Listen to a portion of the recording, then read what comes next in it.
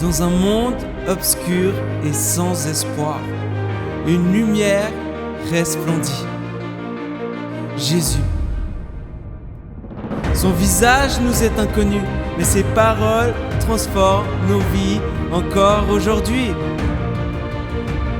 Jésus, pain de vie, source d'eau vive, lumière du monde, aimant, roi des rois, rédempteur, bon berger, parole de Dieu, visage de Dieu, voix de Dieu, Dieu. Dieu ami, Dieu qui vit, chemin, vérité, vie. Jésus, tout simplement Jésus.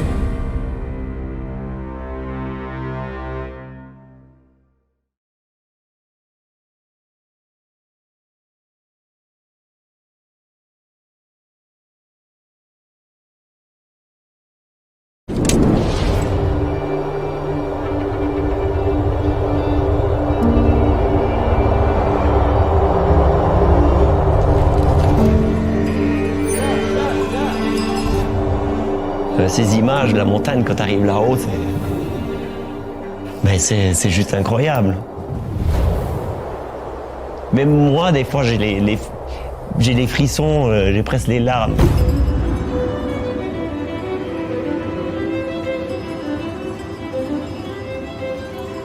Tout ce métier de bergerie, de berger, de mouton et de chèvre, ça fait partie de la montagne, ça fait partie, c'est tout un ensemble qui donne ce plaisir d'être là-haut.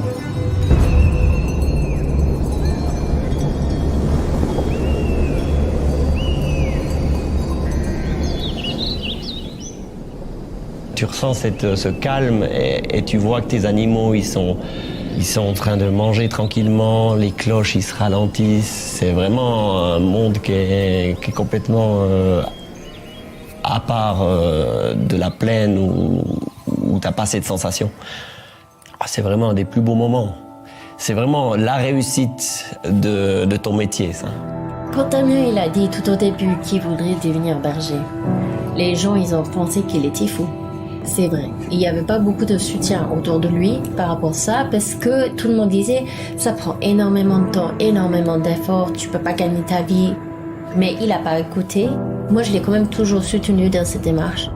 J'essaie toujours d'être à l'écoute et puis en fait, je partage cette passion. Mais je le partage parce que ça me plaît, mais deuxièmement aussi parce qu'il transmet tellement cette passion, parce que c'est tellement inné en lui, c'est tellement fort que ça se dégage tellement fort que tu peux que le suivre là-dedans.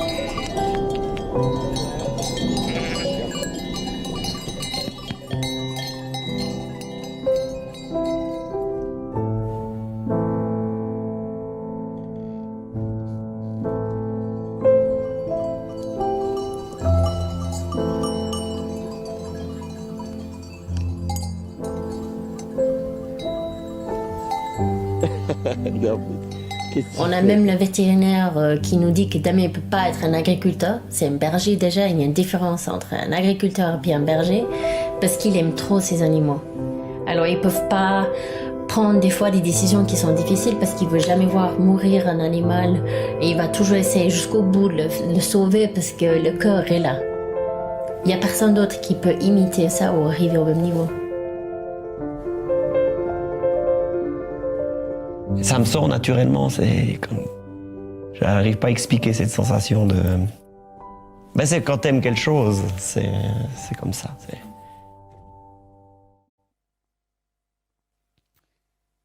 Merci. Je voulais vous montrer cette vidéo parce qu'aujourd'hui, on va parler du bon berger.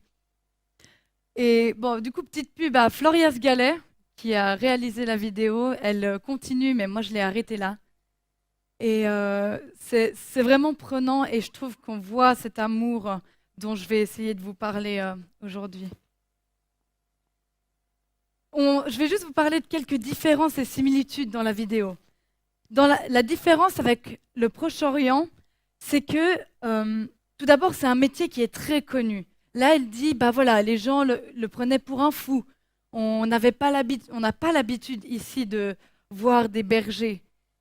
Tandis que dans le Proche-Orient, c'est quelque chose de très commun. Et les gens, quand Jésus parle du bon berger, savent très bien de quoi il veut parler. Les gens savent, ils voient l'image, ils savent ce qu'est un bon berger. Aussi, souvent la différence, c'est que les bergers en Europe sont derrière le troupeau et avec les chiens, ils essayent de le rassembler. Tandis que dans le Proche-Orient, le bon berger est devant le troupeau et il le conduit en fait. On va en reparler. Sinon, ce qui est pareil, c'est on voit qu'il le guide, il l'amène dans des endroits qui sont bons et il aime ses animaux. Là, on voit cet amour qu'il a pour ses animaux et c'est quelque chose que Jésus nous transmet vraiment. Et je vais juste prier pour commencer, si ça vous va. Papa, je te remets ce message, je te remets ces paroles qui vont être prononcées. Et tu vas nous parler, papa, de reconnaître ta voix et de venir à ta suite. Et je prie vraiment qu'on ait ce cœur qui ait envie de venir à ta suite et que notre cœur reconnaisse ta voix. S'il te plaît, Seigneur, donne-nous envie de toi. Amen. C'est vraiment un petit parallèle avec la semaine passée. Quand on a fait ces mini-groupes, il y avait tellement d'amour entre nous. Il y avait tellement une envie de voir Dieu agir les uns pour les autres. Et ça c'est l'amour que Dieu, il veut qu'on ait entre nous. Et j'ai eu l'impression de voir un réveil dans cette église avec tout l'amour qui a été communiqué. Et je prie vraiment qu'on continue dans cette direction. Est-ce que vous avez remarqué que dans les évangiles, il y a une sorte de schéma très répétitif? Si vous avez lu un peu les évangiles à la suite, on voit que y a une sorte de schéma qui se répète encore. Par exemple, Jésus donne un enseignement aux pharisiens. Les pharisiens, ils ne sont pas contents. Ils veulent le reprendre. Ils ne sont vraiment pas contents parce qu'ils savent que ça leur parle. Et ils veulent mettre Jésus à mort. Et donc Jésus, il doit partir, il doit s'en aller. Un autre schéma, c'est Jésus, il fait un miracle devant les foules. Les foules, elles veulent le mettre roi, elles veulent qu'il devienne le roi de Jérusalem. Jésus, c'est pas ce qu'il a envie, donc il s'en va. Et à chaque fois, Jésus doit s'en aller, parce qu'on ne le met pas à la place à laquelle il devrait être. Ça, c'est ce qu'on a vu aussi déjà au chapitre 8, où Jésus enseigne les pharisiens. Les pharisiens ne sont pas contents, ils ont voulu le mettre à mort. Et la semaine passée, au chapitre 9, Jésus a guéri l'aveugle, et les pharisiens ont excommunié l'aveugle. Enfin, ils lui ont dit, va-t'en, tu confesses Jésus, alors va-t'en. Et là, on arrive au chapitre 10, où Jésus enseigne à nouveau aux pharisiens. Ils vont pas être contents, ils vont vouloir le mettre à mort et Jésus devra s'en aller. Et du coup, on va se poser la question, pourquoi les pharisiens étaient si sourds à la voix de Jésus? Pourquoi ils étaient aveugles à ce que Jésus voulait faire et sourds à la voix du bon berger? Et on va du coup se poser la question aussi, pourquoi est-ce que nous, parfois, on est sourds? Ok. Alors, on va lire les versets 1 à 10 dans Jean 10. Si vous voulez suivre, ce serait pratique aussi, comme ça, vous pourrez suivre après l'explication. Je vous laisse 2 minutes pour que vous trouviez.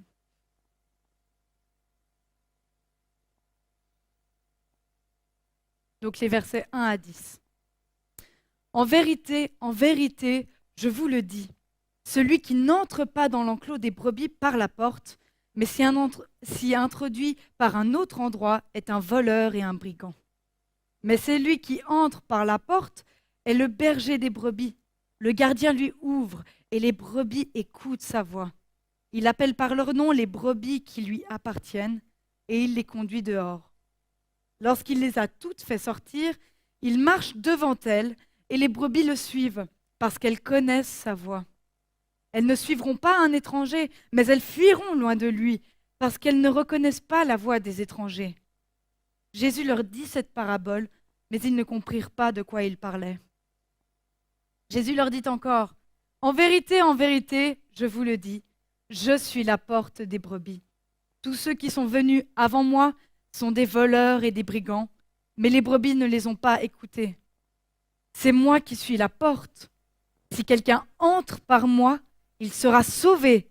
Il entrera, il sortira et il trouvera de quoi se nourrir. Le voleur ne vient que pour voler et détruire. Moi, je suis venu afin que les brebis aient la vie et qu'elles l'aient en abondance.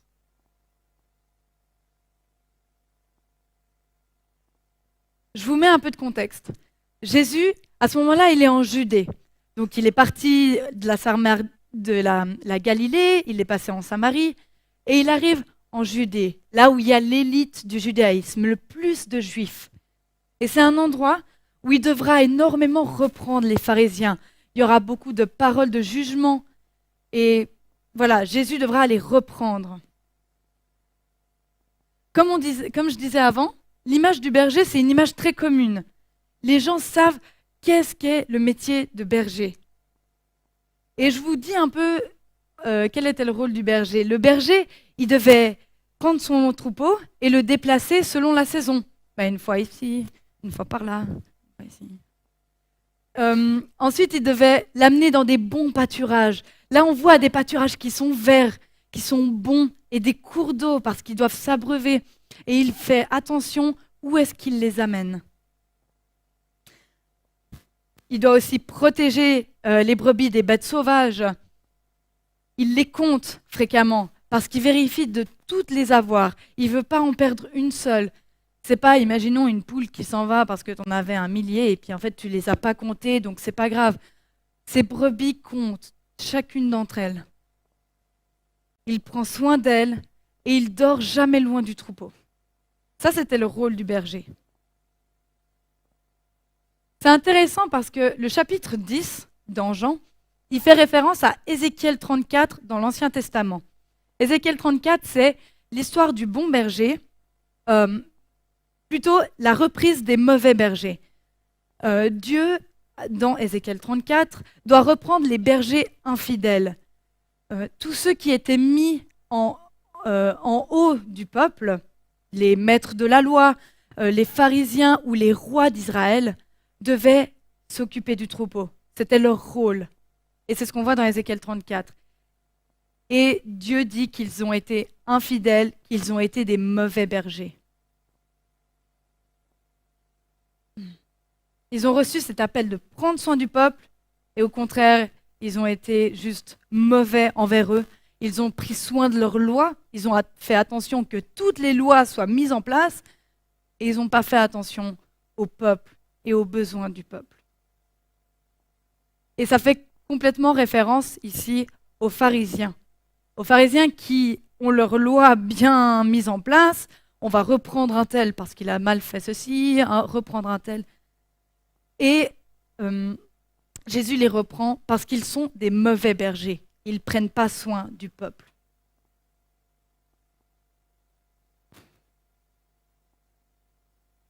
Au contraire, le berger, c'est celui qui prend soin. Et on va juste relire les versets 3 à 5. Je vais prendre petit à petit et comme ça vous pourrez suivre. Le gardien lui ouvre et les brebis écoutent sa voix. Il appelle par leur nom les brebis qui lui appartiennent et il les conduit dehors. Lorsqu'il les a toutes fait sortir, il marche devant elles et les brebis suivent sa voix parce qu'elles connaissent sa voix. Et elles fuient loin des étrangers. Les brebis connaissent la voix de leur berger. Elles font confiance au bon berger. Il est devant elles Et elles ne sont pas en train de s'éparpiller parce qu'il les appelle et elles connaissent cette voix. Elles la suivent. Donc, elles ne suivent pas un inconnu et ne s'éparpillent pas. Je trouve intéressant parce que chez nous, on a l'habitude de voir le berger derrière avec des chiens pour rassembler. Donc c'est un peu attends, viens là, non, c'est par là. Et tu dois un peu genre, ok, c'est par là en fait, et rassembler pour qu'elles avancent dans ta direction. Dans ce passage, il y a aucune confusion. Il y a le berger qui est devant, les brebis qui suivent la voie. Et c'est quelle voie que nous on suit? Je vous pose déjà la question et on viendra là-dessus après. Aussi, en ce temps-là, donc dans le Proche-Orient ancien, les enclos contenaient souvent plusieurs troupeaux de plusieurs bergers. Et donc c'est pour ça que le berger devait venir et appeler ses brebis, celles qui lui appartiennent. Et on se pose la question du coup, mais à qui appartiennent les autres brebis? À d'autres bergers, d'accord? Mais qui est-ce qu'ils représentent? Il y a plusieurs théologiens qui ont vu là-dedans les juifs qui sont incrédules. On vient à ce que Guy disait la semaine passée, on parle des juifs qui sont incrédules, qui ne reconnaissent pas, et du coup ils restent dans leur enclos. Ils ne bougent pas, parce qu'ils n'ont pas reconnu la voix du berger qui les appelait.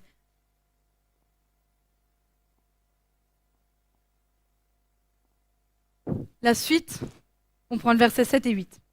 Jésus leur dit encore, en vérité, je vous le dis, je suis la porte des brebis. Tous ceux qui sont venus avant moi sont des voleurs et des brigands, mais les brebis ne les ont pas écoutés.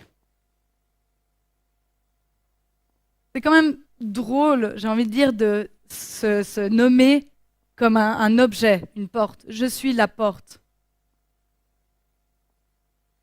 À cette période, souvent en fait, les bergers dormaient au travers de la porte pour prendre soin, pour vérifier que le troupeau ne s'en aille pas et vérifier en fait qui allait arriver, que les loups ne viennent pas. Et du coup, ils dormaient au travers de la porte. Et Jésus dit, c'est moi la porte, c'est moi qui garde l'entrée, c'est moi qui sais qui entre et qui sort de cet enclos. Et les brebis, elles sont vraiment en confiance avec Jésus qui est devant. Elles ne suivent pas la voix de quelqu'un d'autre. Elles suivent la voix de Jésus, celle à travers qui elles sont sauvées. Et Jésus dit ensuite, c'est à travers cette porte que je donne la vie et la vie en abondance.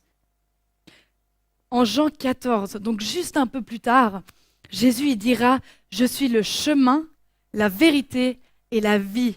Nul ne vient au Père qu'en passant à travers moi. Et là, c'est la porte. Donc en fait, c'est un pas pour entrer à travers le chemin, la vérité et la vie que Jésus, il donne. Cette vie en abondance. C'est vraiment une promesse qui est faite. La suite, on n'a pas lu, mais je vais vous le résumer. En gros, c'est Jésus qui dit « Je suis le bon berger ». Là, il se proclame « Je suis le bon berger ».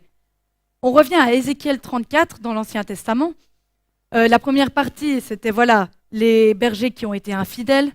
Et la deuxième partie d'Ézéchiel 34, c'est Dieu qui dit « Je suis le vrai berger ». Il dit « C'est moi qui suis le vrai berger et qui prends soin de mes brebis ». Donc Jésus, en Jean 10, quand il dit « Je suis le bon berger », il s'identifie directement à Dieu, qui dit qu'il est le vrai berger. De nouveau, quoi, l'annonce de Jésus qui dit « Je suis le Fils de Dieu, c'est moi qui suis Dieu. Je suis le bon berger. » Et les disciples devaient être réjouis à cette annonce, parce qu'ils attendaient le berger qui écraserait la tête du loup, le berger qui prendrait l'épée et qui tuerait le loup. Et Jésus, il continue en disant « Je donne ma vie pour mes brebis. Je la donne délibérément. Je la donne sans attendre de mourir, sans attendre d'être attaqué, pardon. Je ne vais pas écraser la tête du loup. Je vais me laisser mourir, donner ma vie, mais je la reprendrai. Jésus dit, je donne ma vie pour mes brebis. Mais du coup, pour les disciples, ça devait faire aucun sens. Pourquoi ne pas juste attendre que le loup arrive? Hop, tu te mets 2-3 coups, ou des coups de bâton plutôt, ou je ne sais pas ce qu'ils utilisaient. Mais, et c'est bon, il n'y a plus de loup, il s'en va. Non, Jésus donne sa vie. Et déjà là, en fait, il annonce son sacrifice, il annonce qu'il va faire pour ses brebis. On peut imaginer qu'ils aient rien compris. Même nous, est-ce que ça fait sens quand on me dit, imagine ton pote dit, je vais donner ma vie. Non, interdit. Enfin, tu vas pas, tu restes là. Tu vas pas donner ta vie, tu restes avec moi. Bah, Jésus, déjà à ce moment-là, il annonce ce qui va arriver. Et les pharisiens non plus, ils n'avaient rien compris. Dans ces 10 premiers versets qu'on a lus, il y a beaucoup de fois cette demande de Jésus de reconnaître sa voix. Il dit, s'il vous plaît, mes brebis, reconnaissez ma voix et suivez-moi. Écoutez ma voix, car je vous donne la vie en abondance. Donc on revient à notre question. Pourquoi les pharisiens ont été sourds, ont été aussi sourds et aveugles? Pourquoi ils n'ont rien capté? Comme on le disait au début, Jésus, il a cassé les codes israélites. Les pharisiens attendaient un roi qui prendrait l'épée et qui viendrait abattre le loup, qui viendrait abattre les ennemis.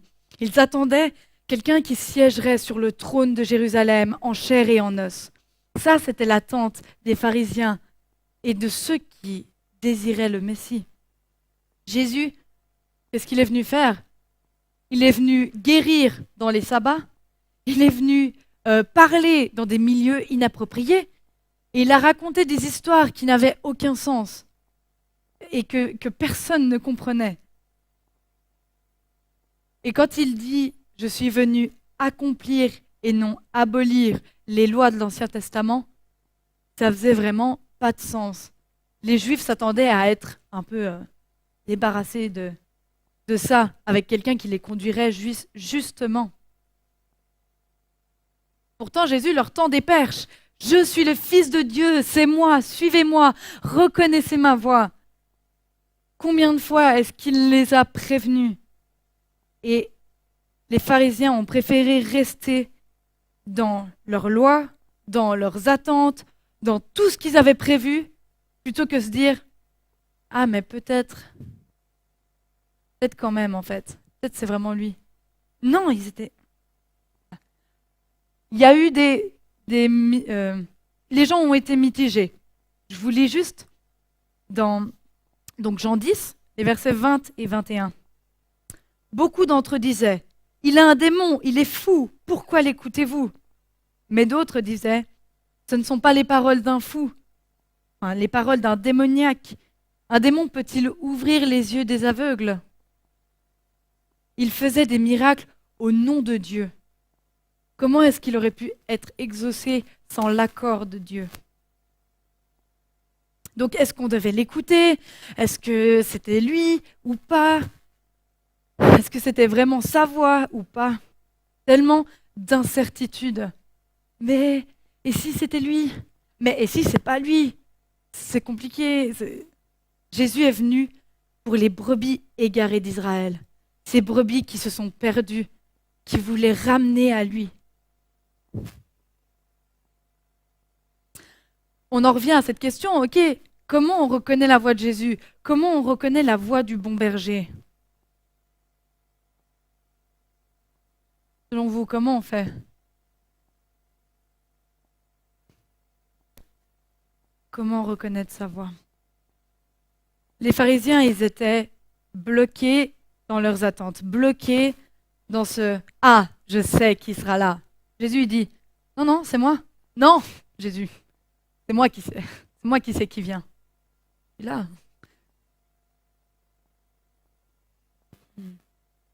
Du coup, quant à nous, Pourquoi est-ce qu'on est sourd? C'est quoi qui nous rend sourds, aveugles ou qui nous empêche d'entendre quand Jésus appelle? Est-ce que c'est peut-être notre orgueil, nos attentes, nos idées préconçues? Non, Jésus, il viendra comme un bruit violent. Ou Jésus, il viendra à travers la guérison de quelqu'un d'autre.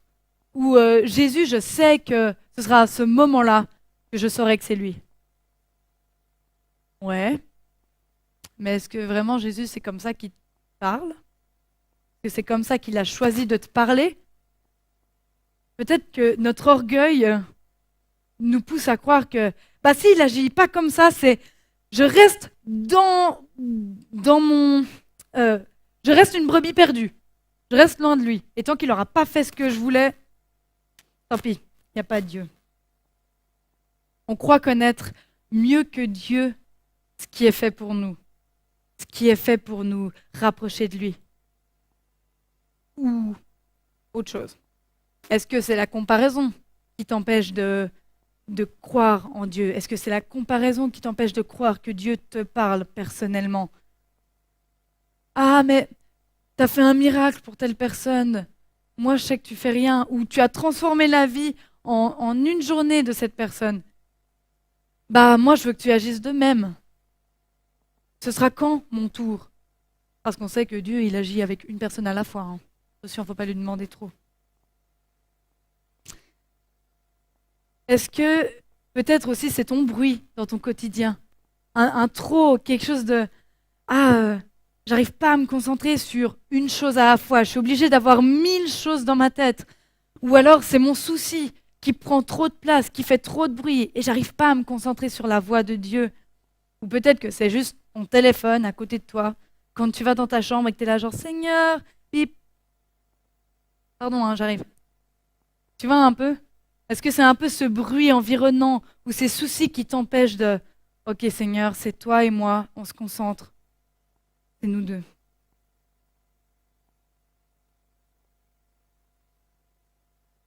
Et peut-être que ça t'amène dans des crises de foi très rapidement, tous ces sujets, que ce soit l'orgueil, la comparaison ou le bruit.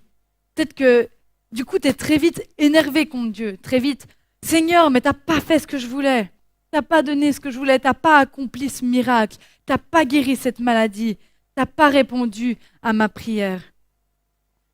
Et du coup, tu te dis, mais Seigneur, parle plus fort, baisse le volume. Et après, je te parle. Enfin, c'est même pas après, pardon. Comme ça, tu entends que je te parle. Parce que Dieu parle. Donc, c'est peut-être à nous de baisser le volume grossièrement, hein, baisser notre orgueil, baisser notre comparaison quand on entre dans notre chambre, dans le lieu secret et qu'on veut entendre la voix de Dieu.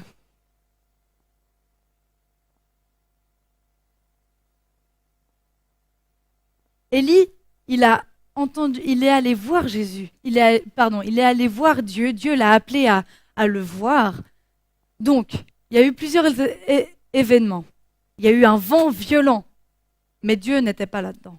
Il y a eu un tremblement de terre, mais Dieu n'était pas dans le tremblement de terre. Et il y a eu un feu ardent, Dieu n'y était pas non plus.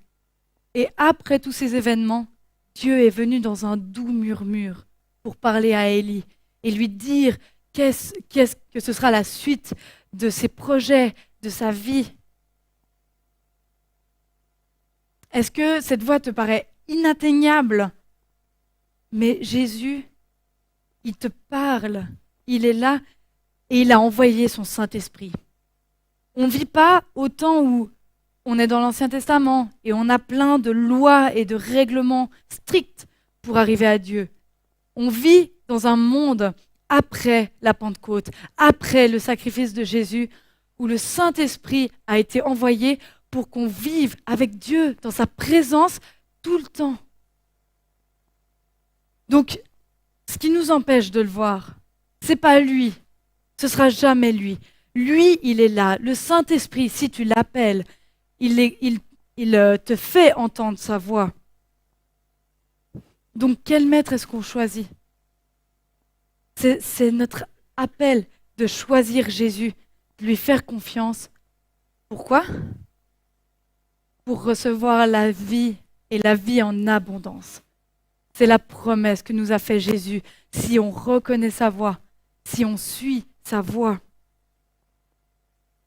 Et c'est pas cette vie en abondance, c'est pas une question de vie spirituelle. Ah, tout d'un coup, j'ai des frissons. C'est pas une question de vie éternelle. C'est une question de vie sainte, une vie remplie, accomplie aujourd'hui. C'est une vie qui porte du fruit pour le règne de Dieu. Et c'est une vie nouvelle. Et peut-être tu te dis, ouais, j'ai déjà reçu la vie nouvelle. Oui, amen. Mais on a tous des moments où on a besoin de retourner dans cette présence de Dieu, de réécouter sa voix et de se poser la question, est-ce qu'il n'y a pas quelque chose qui m'empêche d'entendre sa voix? On laisse l'ancien derrière, la culpabilité, le doute, les incertitudes, et on entre dans une vie nouvelle. On entre dans une vie pleine avec Dieu. La brebis, elle a la certitude de la bonté de Dieu. Elle est certaine que Jésus veut prendre soin d'elle. Elle est certaine qu'elle a confiance en Jésus quand elle le suit. Quand le brebis l'appelle, elle le suit sans se poser de questions et le troupeau reste ensemble. Elle est pleinement satisfaite dans la sécurité de Jésus. Du coup, moi, c'est vraiment cet appel que je veux te faire aujourd'hui. C'est peut-être devant la porte de Jésus. C'est peut-être devant la porte de l'enclos et de l'enclos de Jésus. Jésus, il a ouvert sa porte.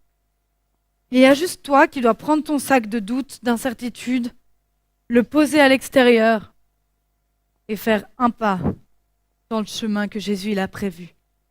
Dans la connaissance de sa voix, dans ce choix, en fait.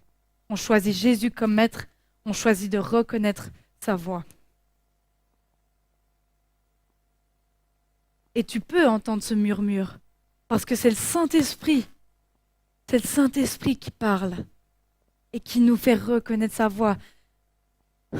Les pharisiens, ils ont manqué cet appel. Comme on le disait, ils sont vraiment restés dans leurs attentes, dans leur loi. Est-ce que nous, on veut rester là, on est à la porte, et on veut juste rester là, en mode Jésus, j'attends que tu fasses ça pour faire un pas, ou j'attends que tu me tires à l'intérieur. En fait, peut-être que c'est juste à nous de passer la porte. Donc j'aimerais t'encourager sur les 3 points qu'on a vus. Peut-être que, en fait, ce matin, tu as juste besoin de redécouvrir cette vie nouvelle, de refaire confiance au bon berger et peut-être de vivre une reconversion. Et ça peut être juste par une prière. Seigneur, je te redonne ma vie. Ou une demande de pardon. Ou juste, Seigneur, entre, la porte est ouverte. Ou alors, Seigneur, plutôt, je choisis de reconnaître ta voix et je choisis de te reconnaître comme Sauveur et Seigneur. Entre dans ce temps d'intimité avec Dieu, loin du bruit. Laisse la place à Dieu. Enlève très concrètement ton attel, mets-le au salon pendant que tu vas dans ta chambre. Laisse tes soucis derrière la porte. Ne pense pas à un tel, je sais, qui se met à genoux et ses prières, elles sont exaucées. Mais moi, j'aime pas être à genoux, ça me fait mal. Je préfère être assis. Assieds-toi.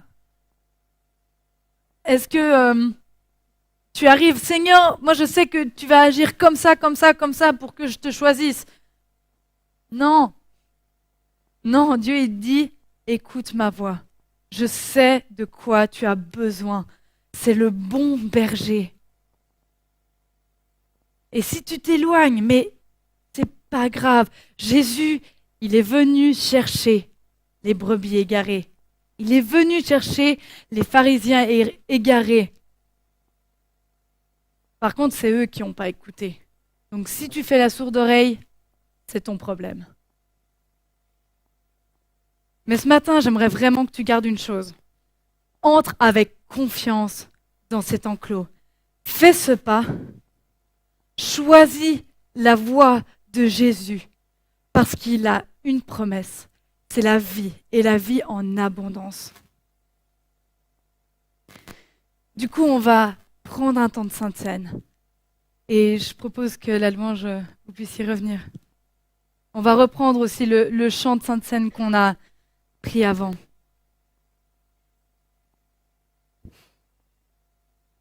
Jésus donne sa vie pour ses brebis. Et je veux rappeler une chose. Il n'a pas risqué sa vie. Il n'a pas dit ok, je risque ma vie pour toi.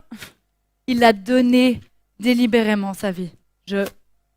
C'est toi, Seigneur, c'est pour ta volonté que je fais ce pas. Et ce chapitre, il n'est pas là pour nous dire... Jésus, il nous dit pas dans ce chapitre j'ai donné ma vie pour que les brebis fassent de même. Allez, venez, on y va tous au sacrifice. C'est pas ça. C'est Jésus qui a donné sa vie pour que les brebis soient dans une vie abondante, dans l'enclos, dans cette sécurité. Alors, qui on reconnaît comme voix? Qui est-ce qu'on choisit? Et je veux juste vous laisser avec ça, c'est la promesse derrière, dans cet enclos qui peut nous paraître petit, mais il est à la taille que Dieu a pour nous. Il est à la taille parfaite. C'est que derrière, il y a la vie en abondance. Une vie qui est saine dès aujourd'hui. C'est pas une vie qui est saine dans la mort et pour l'éternité.